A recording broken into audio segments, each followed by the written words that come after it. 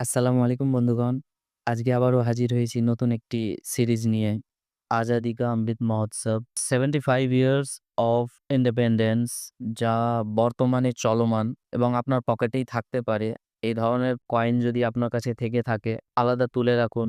যদি মেলে যায় আমার সাথে যোগাযোগ করুন। আমি সেই সমস্ত কয়েনগুলো কালেকশন করি। আমাদের নিউমিসমেটিক সোসাইটিতে এক আলোড়ন সৃষ্টিকারী কয়েন হচ্ছে আকাম। যা ২০২১ সাল থেকে রেগুলার ইস্যু হয়ে আসছে। আমরা তো সবে ২০২৫ সালে পদার্পণ করলাম। এখনো অবধি ২০২৫ এর কয়েন দেখতে পাওয়া যায়নি। তবে আমি সিওর ২০২৫ সালেও এই কয়েনগুলো আসবে। তো এই যে ৳১ কয়েনটি দেখতে পাওয়া যাচ্ছে, এই কয়েনের ফেস ভ্যালু হচ্ছে ৳৫ থেকে শুরু করে ৳২০,০০০ পর্যন্ত পেতে পারেন। এর মধ্যে একটি মূল্যবান কয়েন আছে এবং দ্বিতীয়ত ৳২ কয়েনে আসি। এই সমস্ত কয়েনগুলো সে যে টাকারই কয়েন হোক না কেন, ৳১, ৳২, ৳৫, ৳১০ ও ৳২০। সমস্ত কয়েনে একটি ডেট লক্ষ্য করতে হবে, তা হচ্ছে ২০২১। আপনার কাছে যদি ২০২১ সালের কয়েন থেকে থাকে, তো আপনি আমার সাথে যোগাযোগ করতে পারেন। এটা ৳২ কয়েন দেখালাম, এটা ৳৫ কয়েন ২০২১, এটা ৳১০ কয়েন ২০২১, এটি ৳২০ কয়েন ২০২১। এই সমস্ত কয়েনগুলো আমি কালেকশন করি। যদি আপনার কাছে থেকে থাকে তো আপনি যোগাযোগ করতে পারেন। আমার এই কয়েনগুলো নিড আছে। আমার কালেকশনে লাগবে।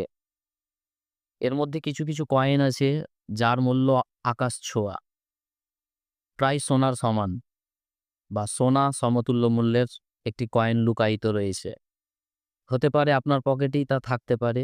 যদি থেকে থাকে তো যোগাযোগ করেন, কনট্যাক্ট করেন আমার সাথে। আমি সমস্ত কয়েন কালেকশন করব, নেব একদম ন্যায্য মূল্যে। যত পিসই হোক না কেন আপনি আমার সাথে যোগাযোগ করতে পারেন। আমি সবসময় প্রস্তুত। স্ক্রিনে দেওয়া নম্বরে যোগাযোগ করতে পারেন।